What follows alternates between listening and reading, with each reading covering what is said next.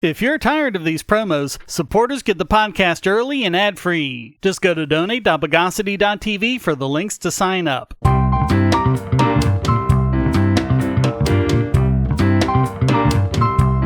Welcome to the Bogosity Podcast for the week of September 25, 2022. The podcast that flies the friendly skies. This is your host, Shane Killian. Let's over-intellectualize the news of the bogus. So here's an article from The Verge on the recent controversy involving Cloudflare disconnecting services to Kiwi Farms. It's got an interesting term here, stochastic terrorism. And it says more platforms need to close the stochastic terrorism loophole. I'll give this article one thing. Like any good article should, right off the bat, with the first sentence, it lets you know what you're in for. Quote, Kiwi Farms is a nearly 10-year-old web form founded by a former administrator for the popular QAnon wasteland 8chan that has become notorious for waging online harassment campaigns against LGBT people, women, and others. Gee, got anyone else you want to throw in there? Here's a hint. If it's a 10-year-old website, it couldn't have been founded by a former 8chan administrator because 8chan's only been around 9 years. So anyway, the swatting of Carla Sorrenti resulted in public pressure to shut down Kiwi Farms. Of course, the usual steps were skipped, actual evidence that the email was even from a user of Kiwi Farms, and even then how you get around Section 230 and blame Kiwi Farms for the action of a user. But apparently an online harassment campaign trumps proof. The article even quotes Alex Stamos saying, the investigation will show the killer's links to the site, and Cloudflare's enterprise base will evaporate. So even their own experts admit that it hasn't been shown yet. How he's somehow omniscient enough to know that it will is an open question. He certainly wasn't omniscient enough to know about all the security compromises going on while he was chief security officer of Facebook. Also seemingly missing is any public discussion of why police would conduct a SWAT raid based on a random email in the first place. Nah, the article just forgets all of that to show its own ignorance instead. It actually complains that, quote, it protected Kiwi Farms from distributed denial of service DDoS attacks, which can crash sites by overwhelming them with bot traffic. Again, these psychos at The Verge think that protecting people from hackers is a problem. But that's not the really ignorant part, quote. And third, as Alex Stamos points out here, it hid the identity of their web hosting company, preventing people from pressuring the hosting provider to take action against it. Do you know anything about how the internet works? Cloudflare just caches the connection, but you can still tell who it is. Ever heard of a whois lookup? If you'd done that, you could easily see that the domain is hosted by epic.com. No, these are just excuses. The article then goes on to whine about free speech and how basic laws and principles are convenient to Cloudflare. And you know that point we keep making about how if you force people off legitimate channels, you'll just force them underground? The Verge thinks that's actually a good idea. Quote, yes, Kiwi Farms could conceivably find other security providers, but there aren't that many of them, and Cloudflare's decision to stop services for the Daily Stormer and 8chan really did force both operations further underground and out of the mainstream. Yeah, but won't that make it more difficult for law enforcement to figure out who's doing this and stop them? I mean, it's just head-shaking when it says things like, and so its decision to continue protecting Kiwi Farms arguably made it complicit in whatever happened to poor Sorrenti and anyone else the mob might decide to target. So, guilt by association by association. How many degrees of separation from something do you need before you're actually innocent until proven guilty? We have someone who sent an email to cops making them swat Sorrenti. Instead of blaming the cops, who absolutely shouldn't have done that, and the lone person who sent the email, who may or may not have been a user of Kiwi Farms, let's say he was for the sake of the argument, they're blaming a website the user was a member of, and the hosting provider, and the CDN who cached the connections for the hosting provider. How far does it go? To ISPs who deliver the traffic to the end user? The people who make the computers and process the website's content for display? The people who make the monitors that display the website to the users? For another example of their cluelessness, quote, "And while we're on the subject of complicity, it's notable that for all its claims about wanting to bring about an end to cyber attacks, Cloudflare provides security services to makers of cyber attack software." Well, yeah, because that's how you protect people. You make everyone secure, or you make it so no one is secure. There really isn't a middle ground here. But that's the danger that's involved when you think that there should be exceptions made for people you don't like. But like all claims of censorship, they only seem to imagine it being done to the other guys. Quote, "One reason why this has been so effective is that it is a strategy designed to resist content moderation. It offers cover to the many social networks, web hosts, and infrastructure providers that are looking for reasons not to act. And so it has become a loophole that the far right can exploit, confident that so long as they don't explicitly call for murder, they will remain in the good graces of the platforms." Again, it's only going to be a matter of time before these exceptions they want are turned against them. And by the way, if anyone here has a problem with me attributing this to The Verge instead of just the article's author, Casey Newton, I would point out that there is a much stronger association between Newton and The Verge than there was between this swatter and Kiwi Farms. So how would you legitimately complain about that if you want both Kiwi Farms and Cloudflare to be held responsible for the swatting?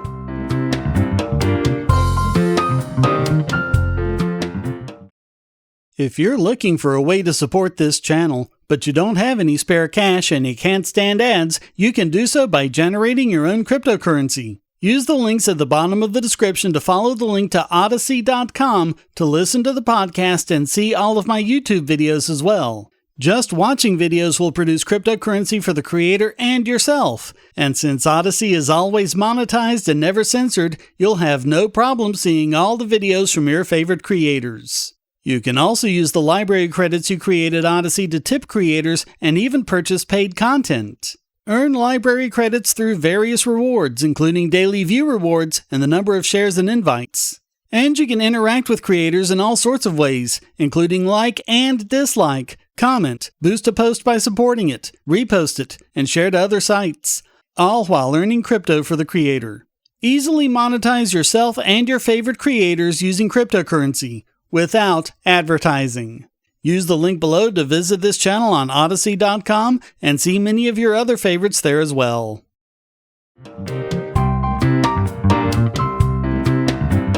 Cloudflare may already be regretting taking another step kowtowing to the censorship mob. Now they're fighting orders to block the DNS of websites that copyright cartels don't like. The company has a policy of complying with court orders blocking the websites of its CDN customers, but blocking DNS lookups from its 1.1.1.1 resolver is going too far. In dozens of countries, governments have tried ordering ISPs to block pirate sites, and although Cloudflare is a US company, they've been ordered to block pirate sites in Germany and Italy.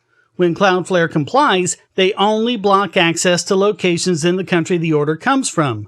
They said in a recent transparency report, quote, "If we determine that the order is valid and requires Cloudflare action, we may limit blocking of access to the content of those areas where it violates local law, a practice known as geo-blocking."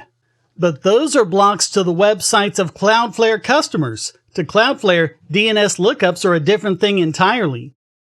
Governments have been using ISPs to block DNS lookups because traditionally, people have used their ISP's DNS server to do lookups, since that's the default setup and most people don't realize that's going on anyway. But with the growth of DNS over HTTPS, a much overdue secure DNS lookup system, devices and browsers make it easy for users to select a secure DNS provider such as Cloudflare, NextDNS, or Quad9. Not only are DNS lookups private, instead of happening in the clear as they were traditionally done, it's a vital step in protecting users against incredibly dangerous DNS poisoning attacks. But it also means getting around any DNS blocks the ISPs have put in place, because they're not using the ISP's DNS lookups anymore. So now they're targeting these companies. Germany ordered Quad9 to block a pirate site following a complaint from Sony. Italy ordered Cloudflare to block several pirate sites. Cloudflare's transparency report makes a distinction between blocking a website of its customers or even taking it down in the case of Kiwi Farms, since DNS blocks an entire domain over the entire world. Quote, because such a block would apply globally to all users of the resolver, regardless of where they are located, it would affect end users outside of the blocking government's jurisdiction. We therefore evaluate any government requests or court orders to block content through a globally available public recursive resolver as requests or orders to block content globally. And even when Cloudflare loses in court, they seek alternative remedies that don't shut down the website globally. Quote, given the broad extraterritorial effect, as well as the different global approaches to DNS-based blocking, Cloudflare has pursued legal remedies before complying with requests to block access to domains or content through the 1.1.1.1 public DNS resolver or identified alternate mechanisms to comply with relevant court orders. To date, Cloudflare has not blocked content through the 1.1.1.1 public DNS resolver. The report also states 6 things Cloudflare has never done. Quote, Cloudflare has never turned over our encryption or authentication keys or our customers' encryption or authentication keys to anyone. 2. Cloudflare has never installed any law enforcement software or equipment anywhere on our network. 3. Cloudflare has never provided any law enforcement organization a feed of our customers' content transiting our network. 4. Cloudflare has never modified customer support at the request of law enforcement or another third party. 5. Cloudflare has never modified the intended destination of DNS responses at the request of law enforcement or another third party. And 6. Cloudflare has never weakened, compromised, or subverted any of its encryption at the request of law enforcement or another third party. Here's hoping they keep this policy, but again, we've seen what a single exception can do.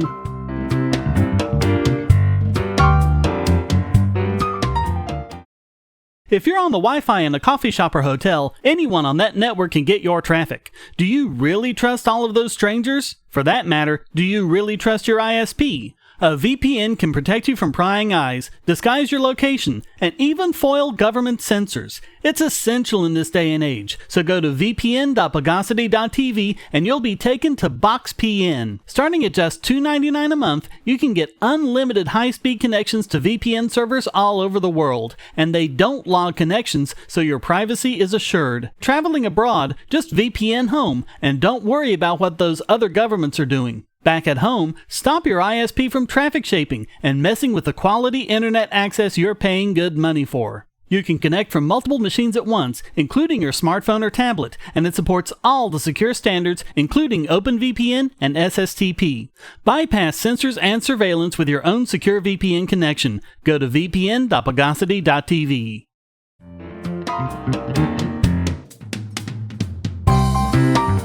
No matter what, the goal of any war should be to end it.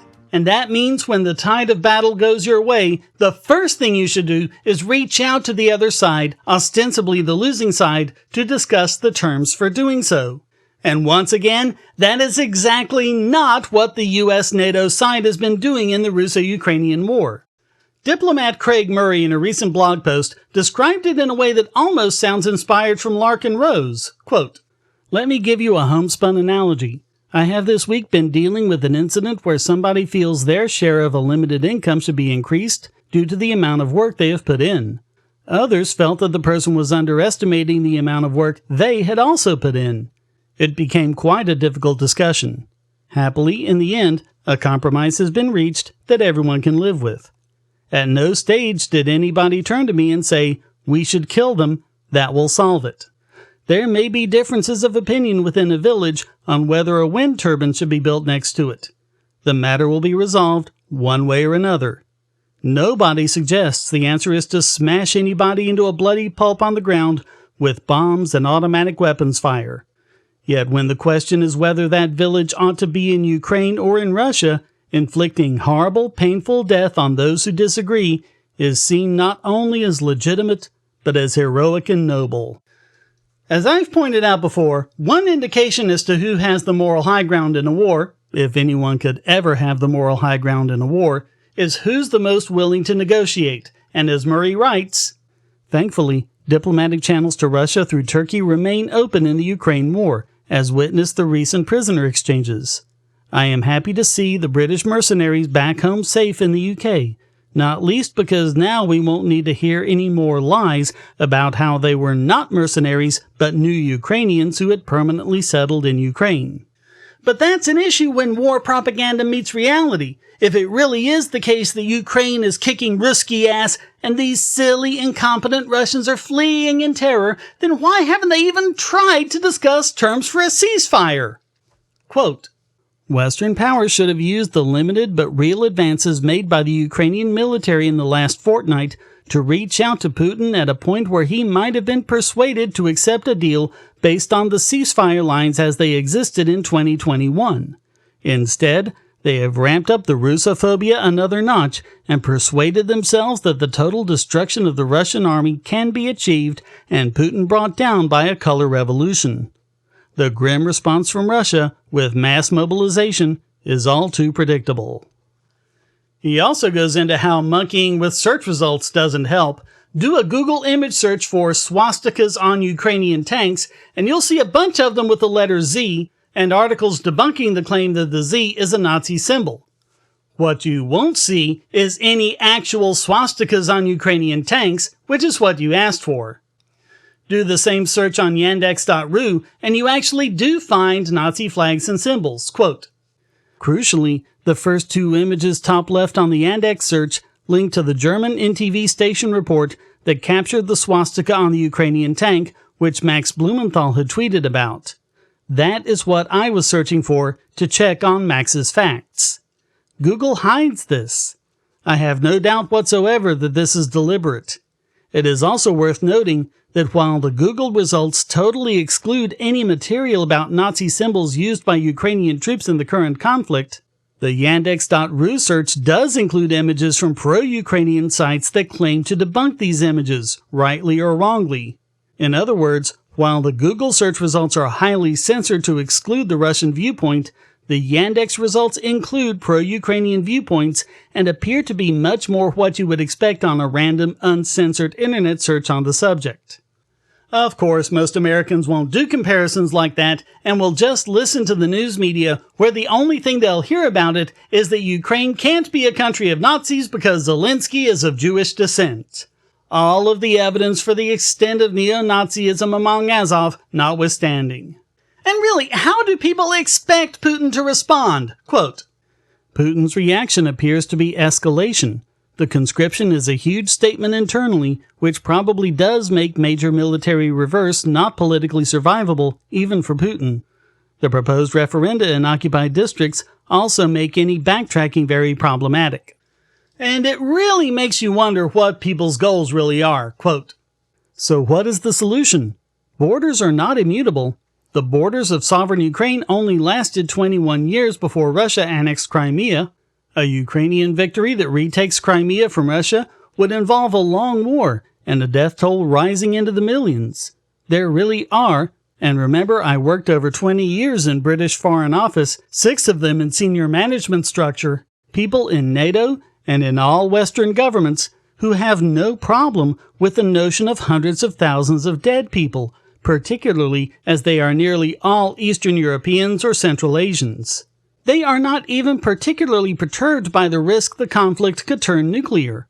They are delighted that the Russian armed forces are being degraded and vast sums pumped into Western military budgets. That is worth any number of dead Ukrainians to them. I do not believe the USA, UK, nor NATO has any political will for peace. This is a disaster.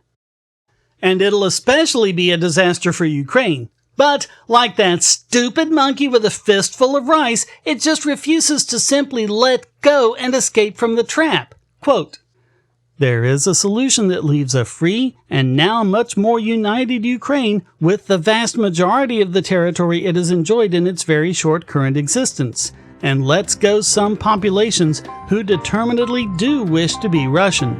People need the courage to say so. If they can do so without being censored, that is.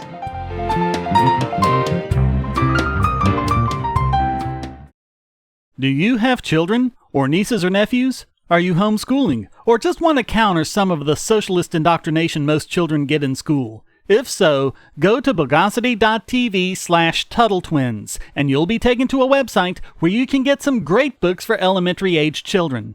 The Tuttle Twins books are books about liberty and free market economics that include children's versions of Bastiat's The Law, Leonard Read's I, Pencil, and Hayek's The Road to Serfdom, as well as books about the Federal Reserve and how regulations protect business cronies. They'll learn about the harm caused by eminent domain, or regulations passed in the name of safety, and fundamental concepts of liberty. And as you can see from the sample pages on the website, they're all easy to read and nicely illustrated. They're just $9.99 a piece, or get a special discount as well as free bonuses when you purchase all 5. You can even buy in bulk to donate to schools and local libraries. So get the Tuttle Twins books at bogosity.tv/TuttleTwins.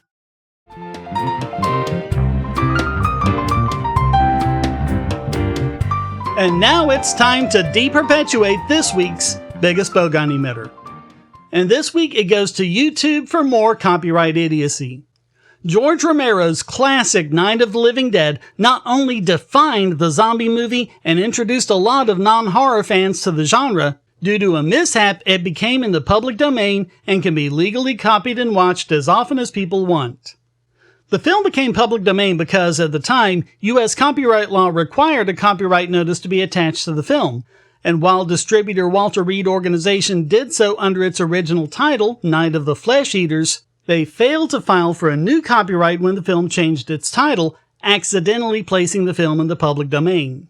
As a result, UHF stations, art house theaters, home media, and now websites from the Internet Archive to YouTube give the film a global audience it might never have achieved otherwise.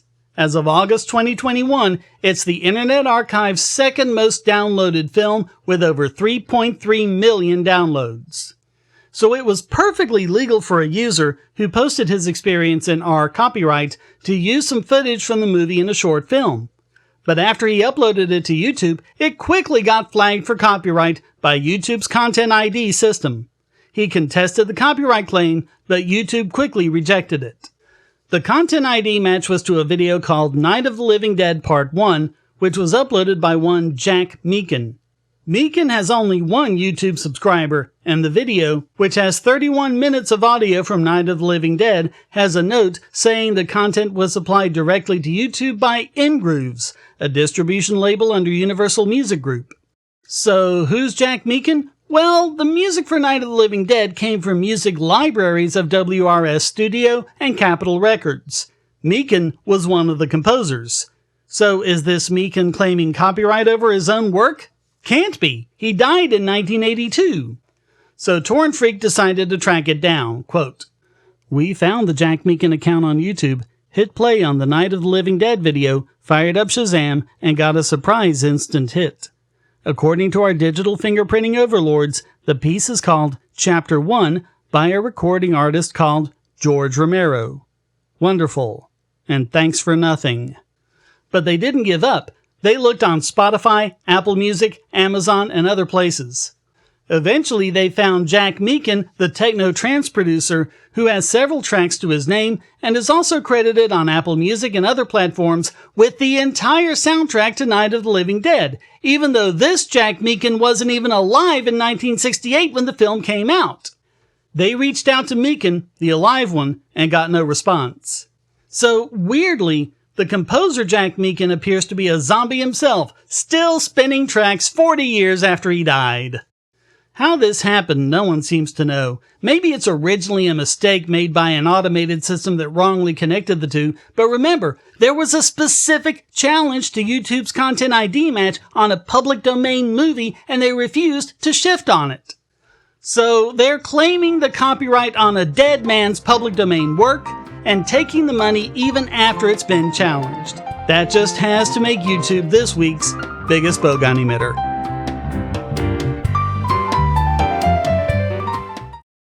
I want to tell you about the eyeglasses I've been wearing for years. As people can see on my videos, I have a very strong prescription, which makes glasses more expensive, especially when I need computer glasses, reading glasses, prescription sunglasses, and most expensively, progressive lenses for general everyday wear. To save money while still getting quality glasses, I get them from Firmoo. In fact, I just got a pair of progressives with high-index aspherical lenses and a nice pair of frames my wife loves for just over $100. It would have been $500 to get them through my eye doctor. Not only do they look good, the glasses are durable. I've worn many pairs for several years without problems. All orders come with a 30-day return policy, a 3-month warranty, and one-on-one customer service.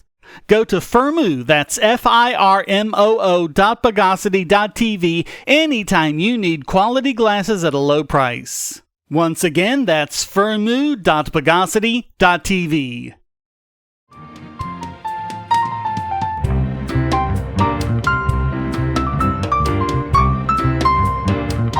And now let's weatherize this week's Idiot Extraordinaire!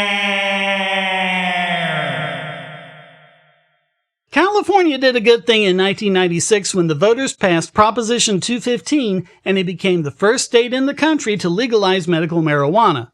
Prop 64 then legalized recreational use in 2016. But of course, California screwed it up royally, as a very thorough LA Times investigation has shown. Despite ostensibly being legal, there are still a lot of illegal grow operations all over rural California, as well as unlicensed dispensaries all over the place. This is because the state required stringent licensing requirements that, as always, has been fraught with political corruption and bribery, leaving legal marijuana to a very few political cronies. It doesn't help that, also typically, California has taxed the life out of it. As much as 60% of the retail price of legal marijuana is taxes. So licensed merchants are just a quarter of sales, meaning most Californians still get their chronic the old-fashioned way with all of the crime that comes with the black market. The big problem with the investigation is how the LA Times just doesn't seem to grasp basic economics. They seem to assume that all California needs to do is exert more control, when in fact their hideous levels of control is what's driving it. The real solution is to relax controls and turn black market operations over to free market players, massively reducing taxes and preventing state and local officials from determining who's allowed to grow and sell it. They're stuck in the old drug warrior mentality of the problem of drugs being a failure of enforcement, not policy. Prop 64 still allowed local governments to control or even ban cannabis businesses. Unlicensed dispensaries face raids and prosecutions. Licensed dispensaries have to pay out the wazoo. And that just leads to bribes and intimidation, including 2 officials who last year were convicted in federal court of taking bribes. One of them said that setting an artificial limit of 12 licenses was a mistake that created a competition for legal protection that led to corruption. But even when they do, they have trouble competing with the illegal operations that flood the market with cheap ganj. Even when California gets it right, they get it wrong. And even when they identify the problem, they call for the wrong solution. So all of that makes California this week's Idiot Extraordinaire!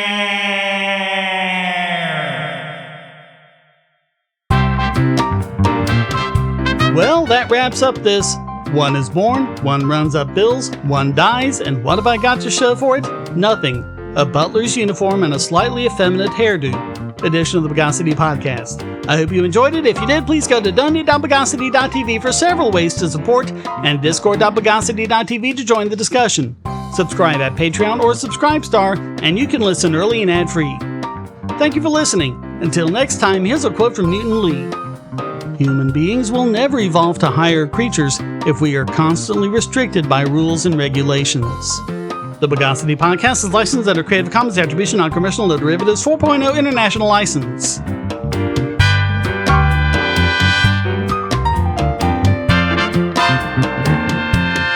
Bogosity.